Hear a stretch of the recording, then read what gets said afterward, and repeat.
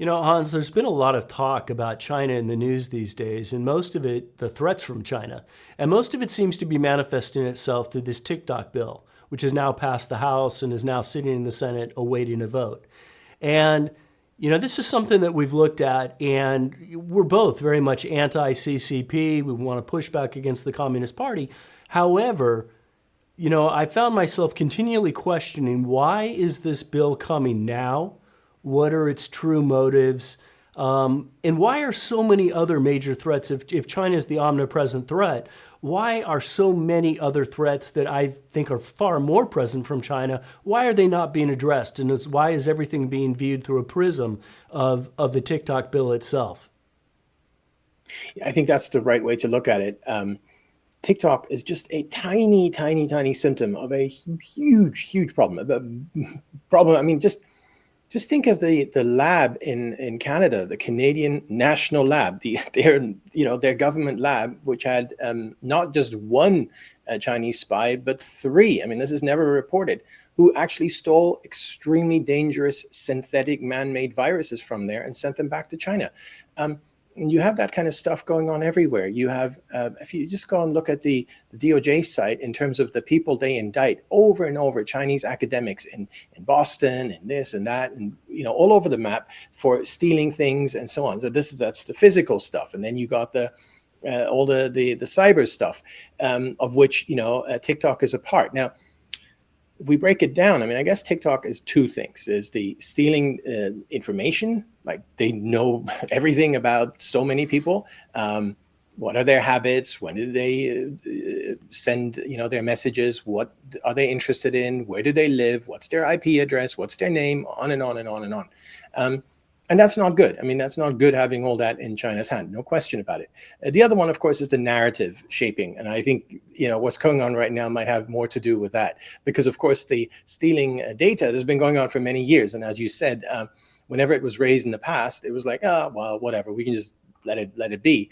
And now all of a sudden it's like, we need to do something about it. So, I completely agree with your, overall assessment there. So I think something ought to be done. I think something ought to have been done years ago. I think it's absolutely legitimate to ask why now, what's so special now. But, as you mentioned, I think the overarching issue is so much more important of how to deal with China overall. Let's say TikTok is banned. And then what? You still have the problem of China. And in every way. I mean, they harass Philippine vessels every day. They harass Taiwan every day with like these exercises and so on. But beyond that, I mean, we just recounted some of the things they do in the United States, and it's just on and on and on, and nothing is being done about the bigger scheme of things, like the virus. We talk a lot about the virus on this show. Well, it came out of a Wuhan lab. When has that ever been raised in terms of with China? Not at all. I mean, Biden is pretending it, all is lovely jubbly on that front. Or how about China and Russia teaming up in terms of the war effort?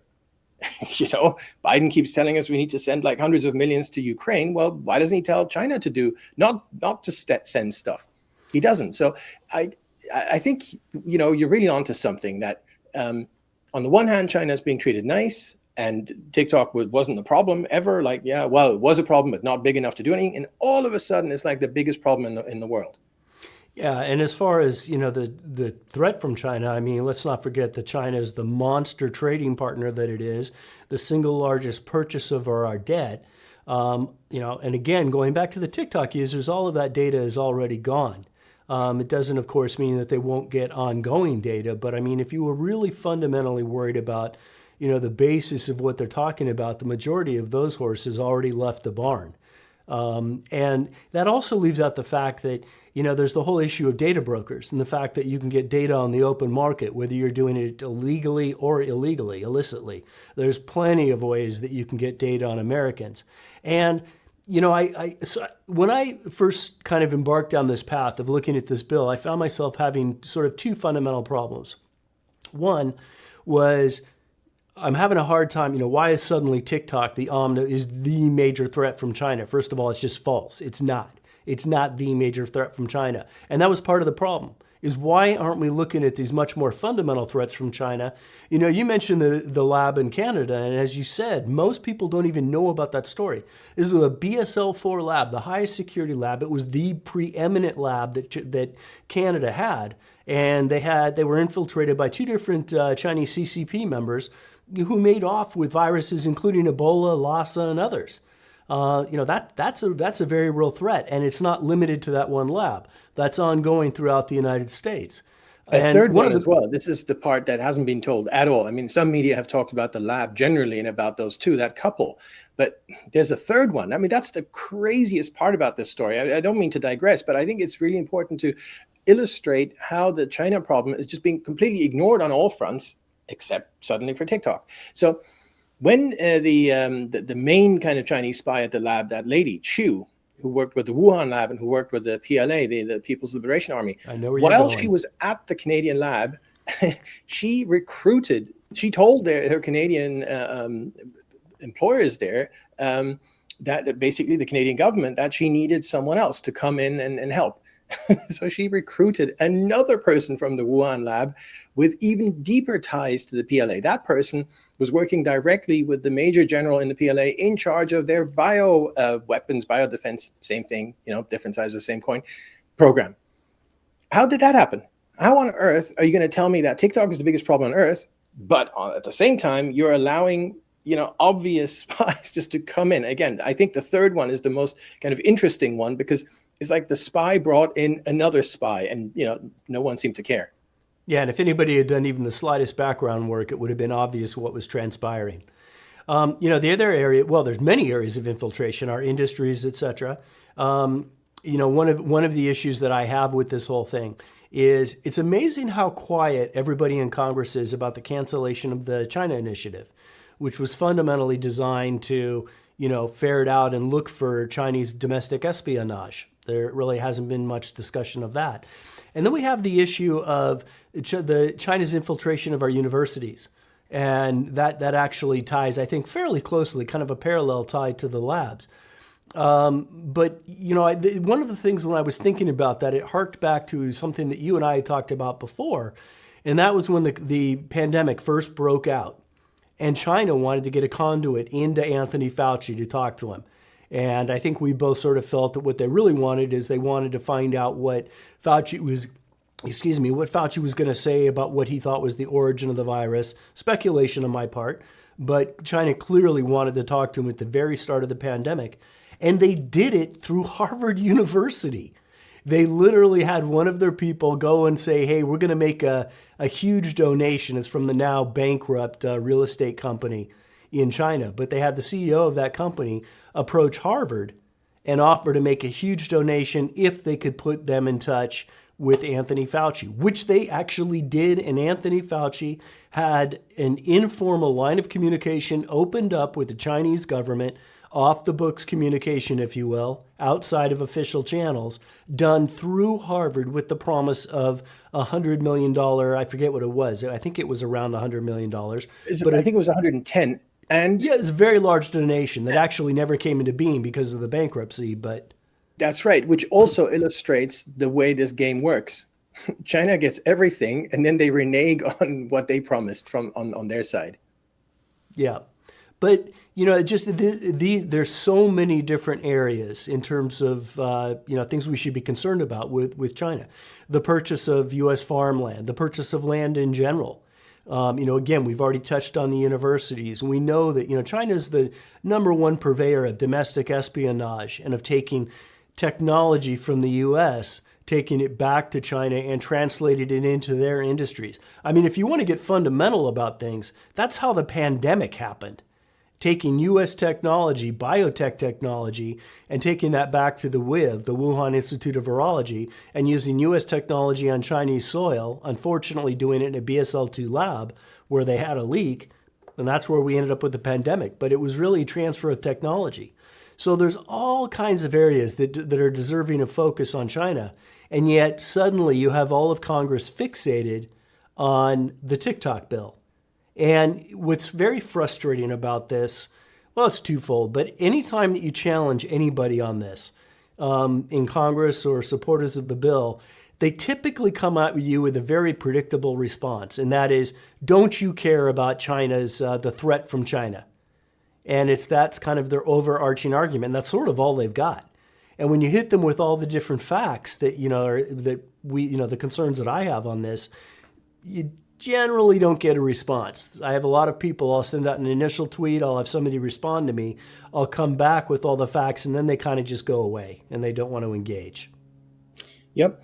And just to pick up on that Harvard point, just this week, the dean of the Harvard Kennedy School of Government, a guy called Graham Allison, went over to Beijing and sat with Xi Jinping and, with a bunch of sort of Chinese apparatchiks and Xi Jinping in the, one of their big halls there, and gave the most fawning, just absolutely appallingly fawning, horrible talks I've probably ever heard. It was just unreal. The guy was like, the dean out of Harvard, about how great Xi Jinping is and how much he's achieved and how far China has come and how lovely everything is and how great the cooperation is with the US. And it's like, what planet are you living on?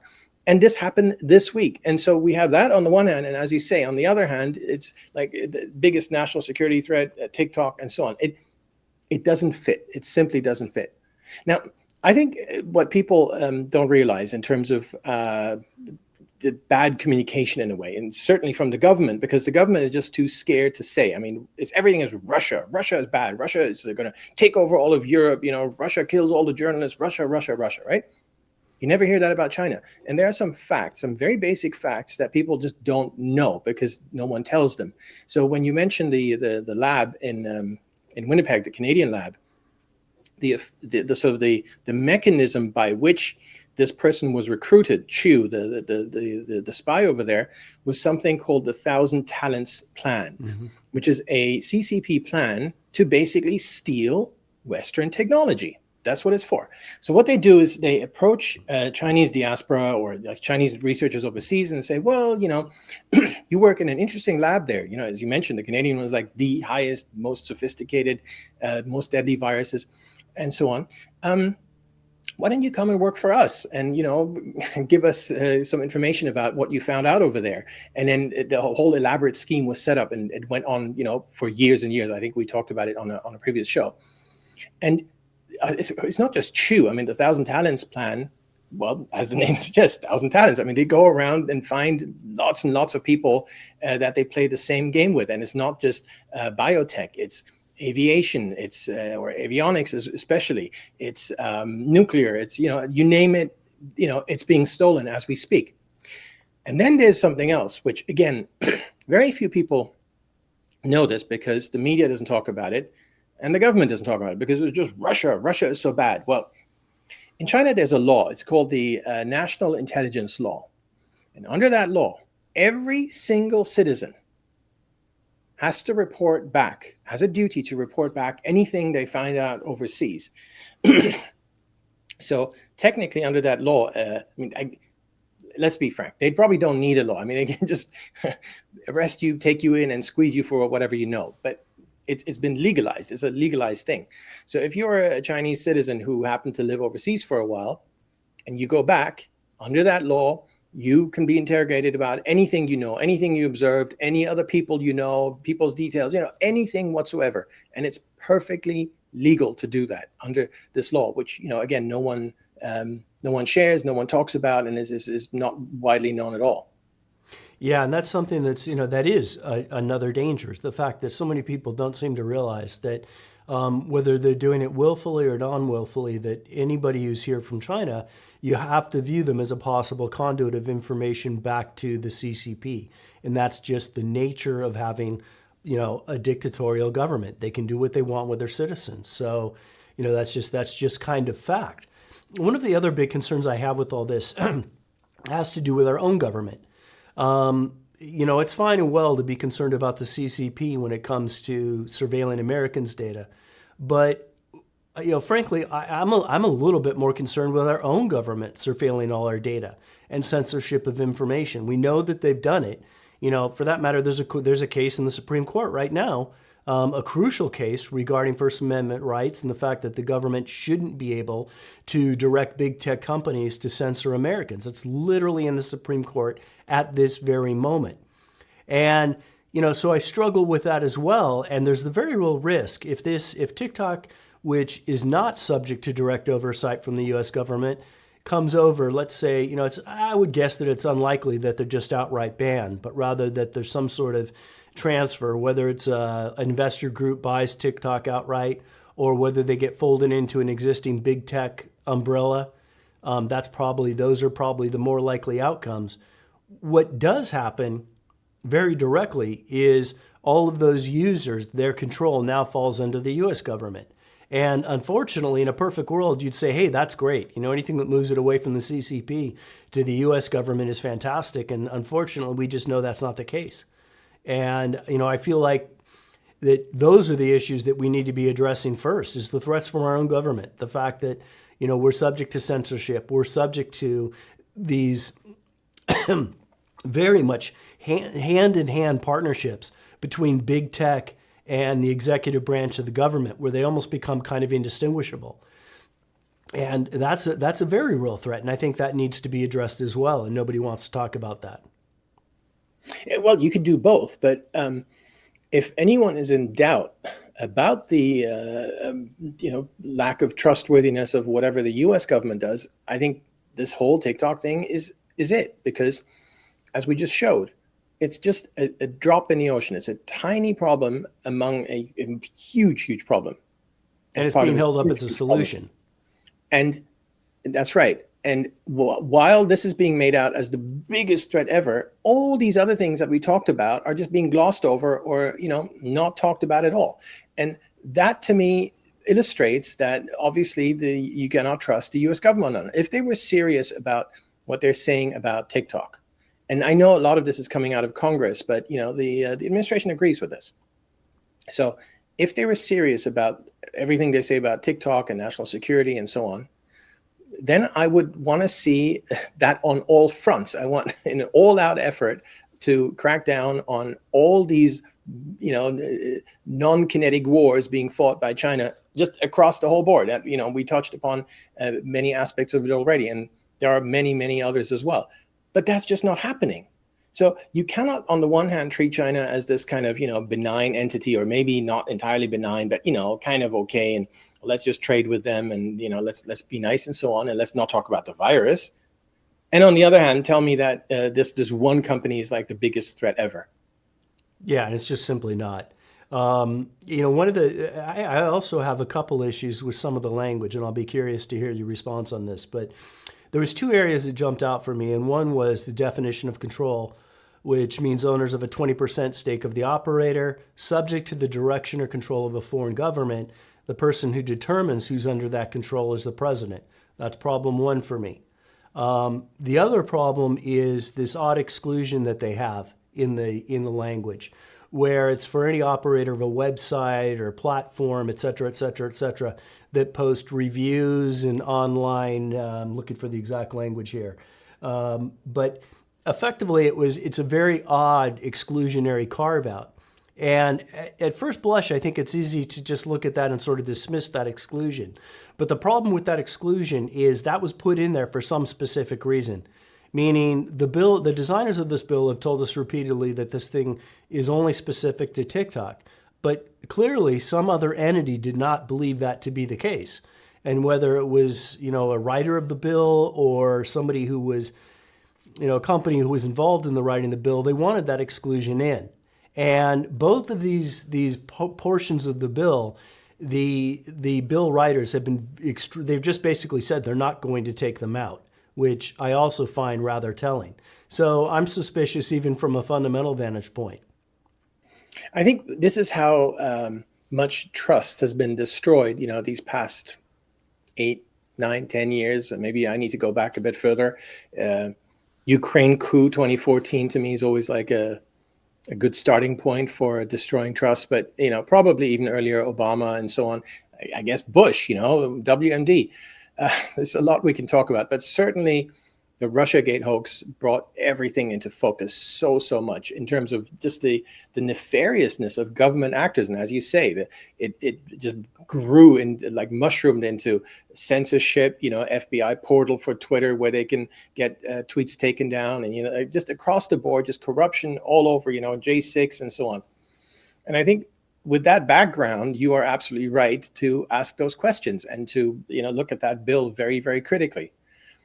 Now, to be fair, if I compare this to other bills or other things in the past, or bills that I would have expected to come out of Congress the way they usually do them, this one's actually pretty good. This one's pretty tight, but I just think that the cynicism, which is of course absolutely deserved and absolutely legitimate, means that people will really pick apart everything. And you're right, there are potential problems there.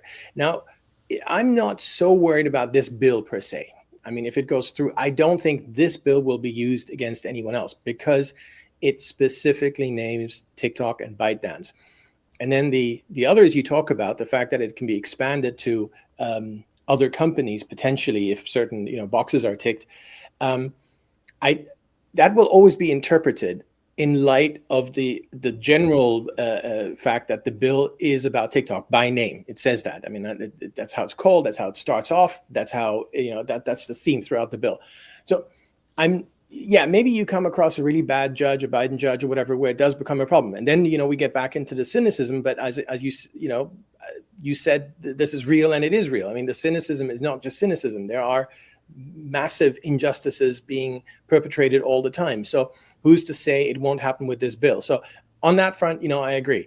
In terms of why did they expand it to include other companies potentially ticking all these boxes? It could be something nefarious, or it just could be a legal reason, which is that you don't want a bill might become challengeable for being unconstitutional if, for instance, it doesn't, if it targets someone unfairly. So you want to make it broader. Say, no, it's not just TikTok. We're generally talking, we just name TikTok because we've already found that they did all these things. But if someone else does these things, they're also included, along those lines. You know how they had the law this is a state law, so a bit different, but you know how they had the law in New York? They changed the law so that they could charge Trump with sexual assault. Mm-hmm. That, by the way, just in terms of what we were just talking about, like norms out of the window, whatever. I mean, there's a reason why there's a statute of limitations, because after 25 years, people just don't remember things. It's just not, it's no good bringing cases after such a long amount of time. At some point, you gotta, draw the line. That's what that exists for. And they got rid of that. And of course, they got rid of it specifically for Trump. That was the whole reason. But they didn't say that in the bill. For the same reason that may have a role to play here with TikTok. Mm-hmm. By the way, I don't mean to digress, but did you see that Eric Adams is the mayor of New York might now be subject to that yes. Same bill that they made for Trump? So that's how it works, right? If you go and try and play, stupid games, you win stupid prizes. But and Eric Adams every now and then goes off the reservation and he gets lassoed and pulled right back by his own actions. So it's interesting. Yeah. I do think you've touched on something interesting, and I want to kind of address it. And I have 2 points. One, in terms of the constitutionality of it. First of all, I do honestly, I think those carve-outs are questionable. They're leaving them in. They're refusing to take them out. I think your rationale is good, and I'll get to that in a minute. But I do worry a little bit about the timing in regards to Trump's acquisition of Truth Social. Because Democrats have been trying to do 2 things. They've been trying to place him behind bars. That's their overriding goal. But underneath it all, they may wonder whether or not that's really possible, and they certainly want to financially cripple him. And that goal, which I think they thought was maybe kind of obtainable, is sort of out the window with the Truth Social merger and the success of that. It's now a publicly traded stock, and I've seen some really stupid comments from people out there who apparently fundamentally don't understand what a publicly traded stock means. But away from that, it's another time. I do question the timing of that. But there's another element to this story as well, and that relates to who got involved with this bill. And what a lot of people don't know, Representative Gallagher, the guy who screwed the GOP by announcing that he's leaving and announcing that he's leaving at a date that's outside the special election date. He's the drafter of the bill. He went to work on the bill with the Biden administration. And both the Biden administration and DOJ's Lisa Monaco, who I think it's fair to say in our eyes is the real person who's running the DOJ. She's the deputy attorney general. And, very, very powerful figure, Obama holdover, etc. And she was the one who actually got involved personally in the drafting of this bill. And the reason that was reported that she did so was because there was constitutional concerns that TikTok would be able to take this to court and claim there was First Amendment breaches, etc. And that's why they brought in the Biden administration and specifically brought in Lisa Monaco to construct this bill in a manner that it couldn't be challenged in court. And although I'm always jaded, always suspicious, and I still have the concerns that I've already said, I think at a fundamental level, it's probably most closely aligned with what you discussed. The fact that they want to have this bill, they have to keep the door open, that it could be applied to other companies to keep this bill from being challenged in court. What a lot of people don't realize is how closely the Biden administration worked on this thing. Remember when out of nowhere, all of a sudden the Joe Biden campaign had a TikTok account and literally posted some videos on Super Bowl day on TikTok. And everybody, once the TikTok bill hit, was scratching their heads.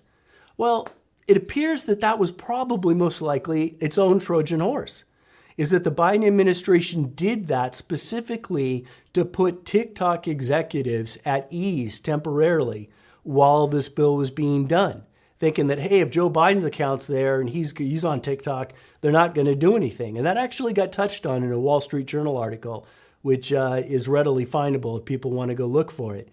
But so there's a whole series of machinations which are going on behind the scenes, all of which point to the idea that this is not what it's being talked about. It's not being driven because China is an omnipresent national security risk, which it is. We don't want to downplay that. But to manifest that through this bill is just incorrect. So I'm glad you brought up the constitutional aspects because that is how this bill was designed. And I think you're onto something there. Do you remember how General Miley called his Chinese counterpart to warn them about Trump and coordinate, against Trump with some, Chinese PLA official?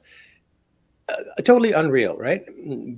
There should be much, much, much more made of that story. I still can't believe that actually happened. Exactly. I mean, I believe it, but it's mind-boggling.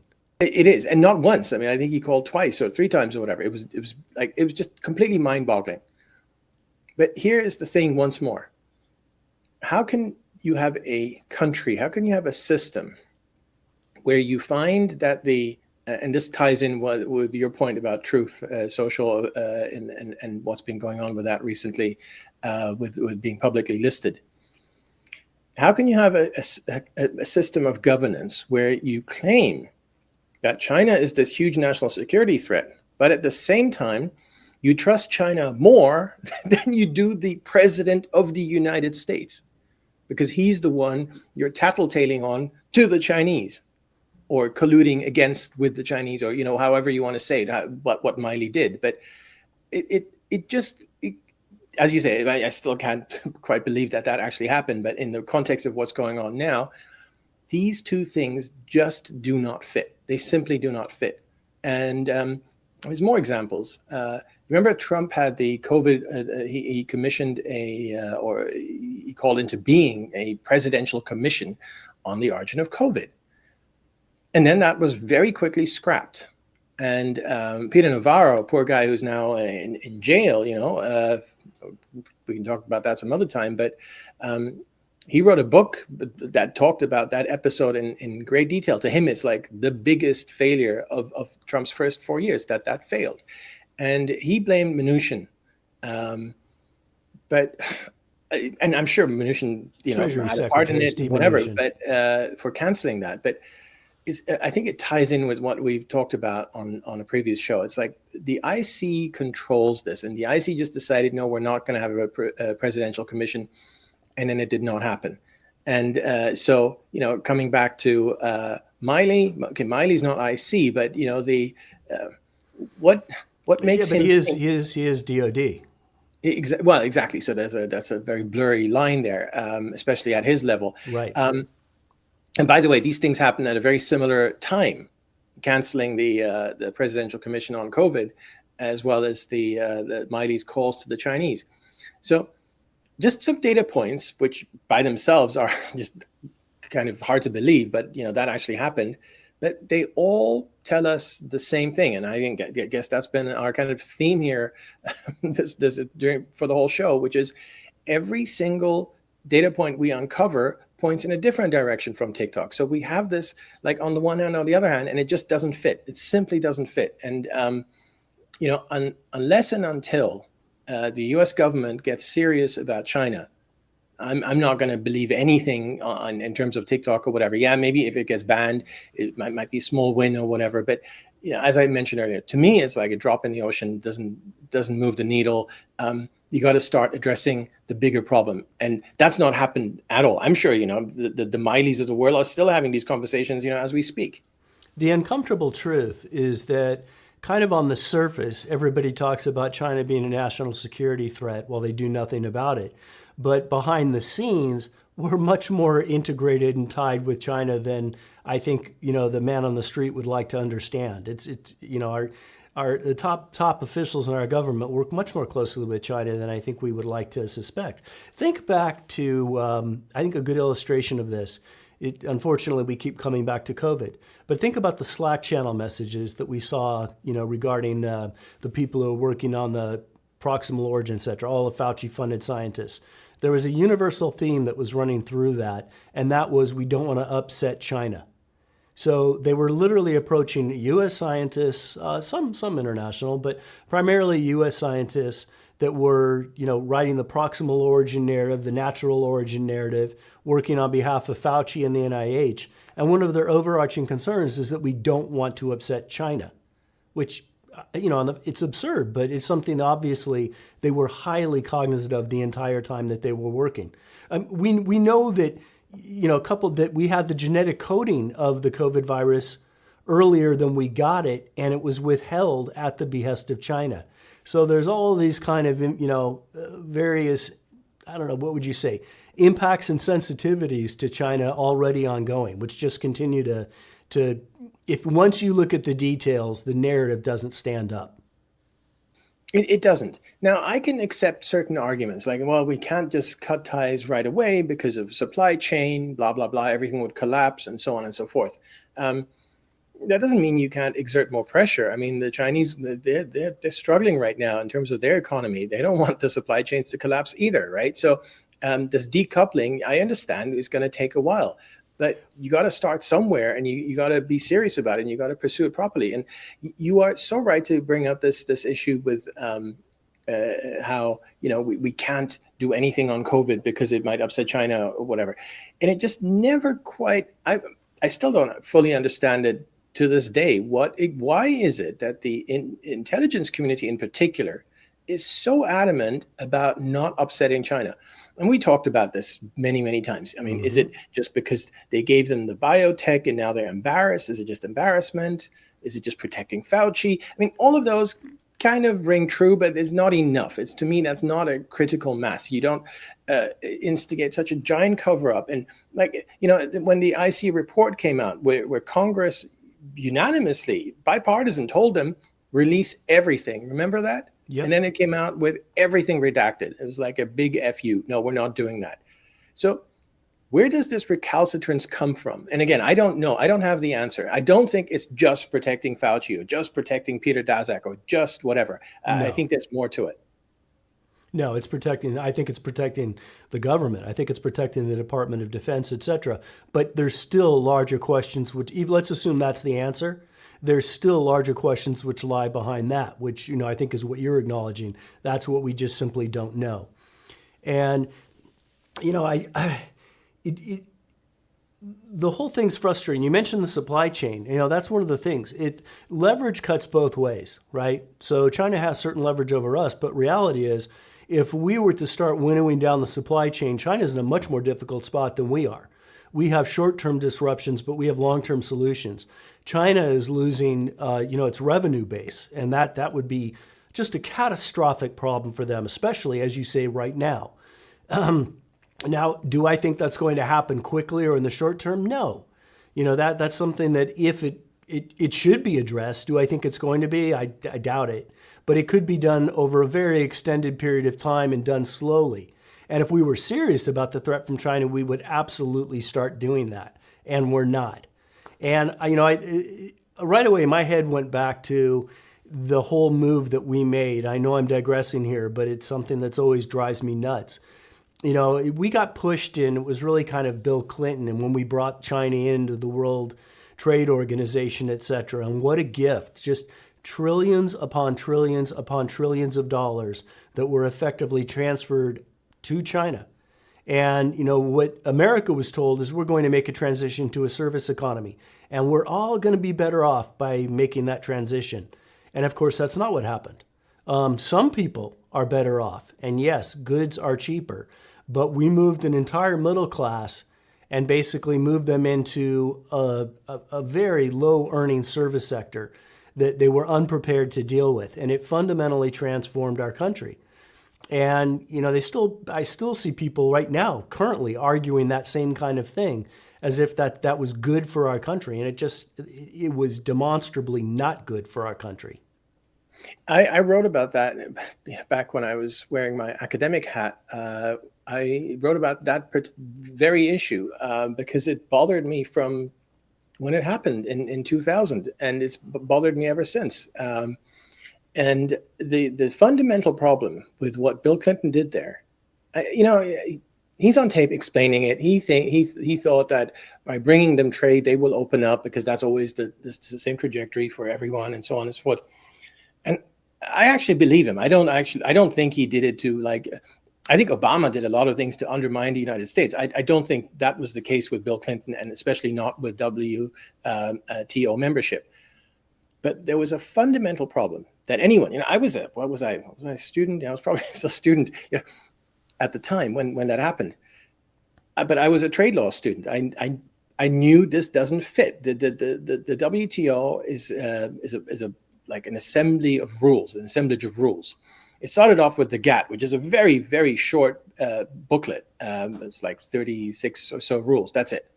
And then it expanded and had more rules about this and that and the other. So now you've got a few books, but it's still, compared to, say, US laws or whatever, there aren't that many. And it's a really nice idea. I mean, a lot of people diss on the WTO, but, in terms of its foundations, I think it's a really nice idea, and it's really well conceived. By the way, it was conceived after World War II. But there's one problem which applied to China from day one, and it was just completely overlooked.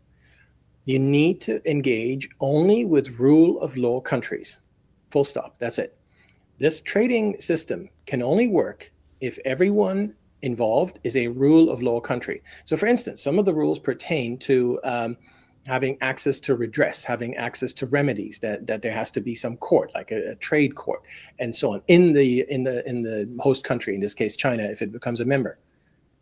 Well, there is no rule of law in China. I mean, they pretend to have, but it doesn't exist. So just that was such a fundamental problem from day one that it should have never, ever, ever been done. I mean, it's a bit like, it's a crude comparison, but it's a bit like letting Ukraine into NATO, right? It might fit from a military or whatever, it might be a better fit. But in terms of that's a red line, you don't do that. And so the red line in WTO law is that WTO law relies on all trading partners being rule of law countries. And China simply did not fulfill that criteria. Now, Bill Clinton was sort of asked about that in a roundabout way. I don't think anyone really put their finger on it, the way I just said, no rule of law, no WTO, but sort of in a roundabout way. And his explanation was that, well, give them 5 years and they will move that way. This is like, we'll give them membership and then they will get there. It's a bit like, Greece was given EU membership. It was the EEC called back in 1981, just coming out of a military dictatorship and completely, underdeveloped and just a very poor country that could simply not fit within the EU, just didn't, fit any of the criteria. They brought them in anyway because they thought, well, give them 5 or 10 years under our umbrella and they will develop that way. And they did. So the thinking in general can work. But Greece is a tiny country. China is ginormous, has the most people in the world, on and on and on. So to bring them into a system that is premised on rule of law when they don't have it was just a fundamental mistake from day one. Everything that's happened since it was completely foreseeable. Well, I mean, fundamentally, the Cold War was won through economic, not militaristic might. And I think Clinton transferred that thought to China and thought, here's the biggest way to deal with, a nuclear power threat is to basically bring them into the fold in terms of capitalism. And you touched on the fact that they're not a rule of law country, and I guess I would argue that even more fundamentally, all of these arguments tend to be premised on having true free trade.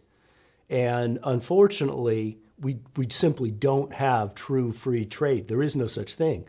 There are all these mutations on it. So economic theory doesn't work like it should work because it's not operating in a pure free trade market, and everything gets mutated. And again, it was just an enormous transfer of wealth.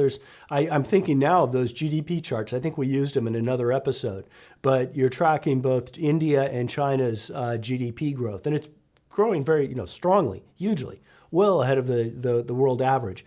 But the moment that China hit the WTO, it just takes off, and it keeps going, and it keeps going, and it keeps going. It's an absolute rocket ship.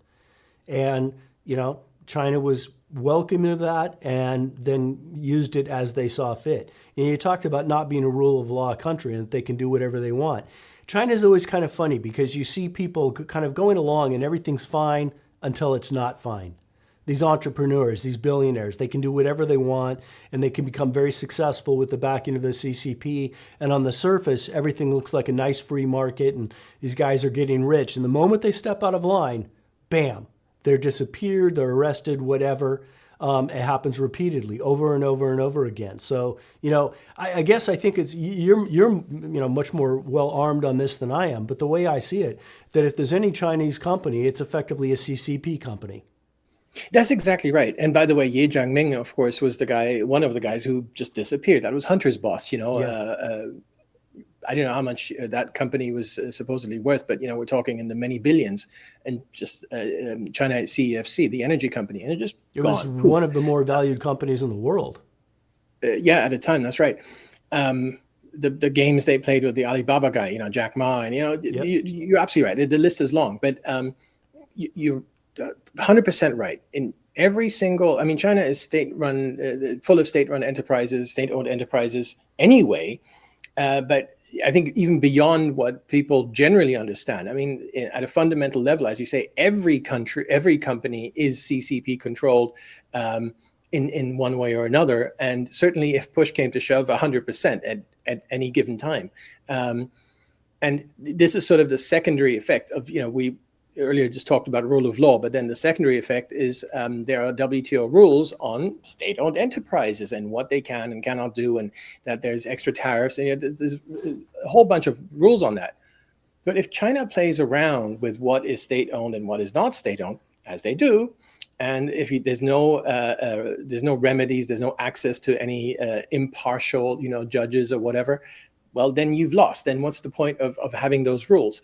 So the assumption, again, is no rule of law, no WTO. The second level assumption, if your country economy is based on state-owned enterprises, as it is, no WTO, because those things, as you say, they don't fit.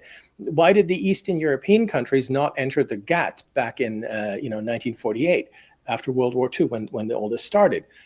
Because people in 1948 were honest enough to understand that their economies, their centrally run economies, their state-owned enterprise-based economies do not fit with that model. They just don't fit in that system. So why all of a sudden, 50 years later with China, it was determined, it fits. Oh, we discussed why, and, Clinton thinking, maybe give them some time, blah, blah, blah. But it just was never going to work. And I think that was just a huge mistake. It was probably Clinton's biggest mistake of his entire presidency, and the one that is going to cause the most fallout, and has already, but is going to continue for several generations. Yes, that was kind of a nation altering approach to things. It's as we said, the effects of that are still being felt today. But the very fact that we're talking about this, that demonstrates that's factual. I thought it might be a good way to kind of close this out by just discussing how Representative Gallagher brought this bill in and what he then did, because I think just seeing who is the person that brought this bill forth, shepherded it through, and how that was done might provide a little bit of insight or maybe change some people's opinions. So, Gallagher had this. He's the head of the Committee on China, GOP member, and he had this bill brought to him by some lobbyists who'd done some demographic work. So he picked the TikTok bill up and kind of out of nowhere and brought it, kind of shepherded it, started growing interest in it. And that's when he brought it to the Biden administration and basically told them, hey, I need some help with this if we're going to try to get this thing done. And that's where Mahncke and the Biden administration got involved to construct it so that it will withstand constitutional challenges. And once that bill passed the House, people probably remember this kind of came up, and all of a sudden, the TikTok bill was front and center, making a lot of noise. And before we knew it, we blinked twice and it had passed the House, and it now sits in the Senate awaiting a vote. And once actually, let me back up for a minute. As that was going on, if people remember, there was a vote on Homeland Security officials head Alejandro Mayorkas. There were 3 GOP members who voted against Alejandro Mayorkas' impeachment. One of them was Representative Gallagher, the same guy that brought forth this TikTok bill. As soon as the TikTok bill was passed, literally within a week, it might have been 8 days, Gallagher suddenly announced, he'd already announced that he wasn't going to run again for Congress, but he was going to be here till November. A week after the TikTok bill passed, after voting against impeachment of Mayorkas, Gallagher suddenly announced that he's going to be leaving Congress early, and he selects a date of April 19th, which just so happens to be outside of the April 9th deadline for a special election, meaning that we can't hold a special election to replace him with another member of the GOP. We now have an empty seat in an already razor-thin House GOP margin, and we can't fill that seat until November. Now, if that was just a mistake or oversight, he would obviously correct that instantly. Oh, no problem. I'll have my date be the 8th or whatever. He's not. He's stuck to the 19th, steadfastly so. And nobody's been able to change his mind. It just got reported, a few days back, Forbes had reported that he's going to be taking a job with a firm, Palantir, once he leaves. Palantir is tied at the hip, intimately tied with the DoD and some say the CIA. And Palantir also just so happens to be a firm that was heavily lobbying for passage of the TikTok bill. So that is the sequence of events. So in my mind, the person who designed the TikTok bill from the very start of this thing was acting in bad faith and continued to act in bad faith all the way through the passage, and then his very calculated departure, which hamstrings the GOP. I mean, it's a big problem. It is, and I think that's a fantastic point. I mean, just kind of as a last thought here, we'll have to discuss this some other time. But why is it that the GOP always manages to nominate? I mean, this process is played out in the primaries and the nominations, and they always nominate the worst people. Now, sometimes there's pushback. Like Cantor, they're getting rid of Eric Cantor was like amazing, okay, let's primary this guy. But that was 10 years ago. And there's never any consistent approach to it. There's never any consistent wave, or whatever the word we're supposed to use here, in terms of ensuring that all these people are going to be on board. And I'm not expecting everyone to toe the line on everything or whatever, but at least on board enough not to play stupid games like what you just described. Stupid, dangerous games, fundamentally hamstringing games. It's also telling that the fact that Gallagher was considered to be kind of a rising star in the GOP, which I think is equally telling about the GOP itself. Because when push came to shove, he took every action that he could to undercut it. Wouldn't surprise me to find out, just pure speculation, but wouldn't surprise me to find out that Kevin McCarthy had a hand in his departure. But regardless, if you just look at Gallagher's actions on their own merits, it's impossible to see it as anything but intentional sabotage. And the fact that he won't change the date, continues to be very telling. But at any rate, that's, I guess as we kind of close this, everybody is telling you to your face, if you question the TikTok bill, you're immediately presented with, aren't you worried? Don't you want to defend against the national security threats from China? Well, if they really meant that, they would be doing other things and not this bill.